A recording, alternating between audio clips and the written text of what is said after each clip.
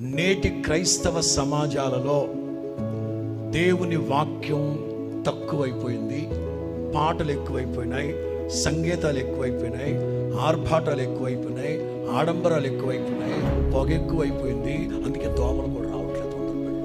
పొగ ఎక్కువైపోయింది, డిస్కో లైట్లు ఎక్కువైపోయినాయి, అన్నీ ఎక్కువైపోయినాయి. స్తుతి ఆరాధన కూడా ఎక్కువైపోయింది. ఒరే అన్న రూల్స్ పెడతారు.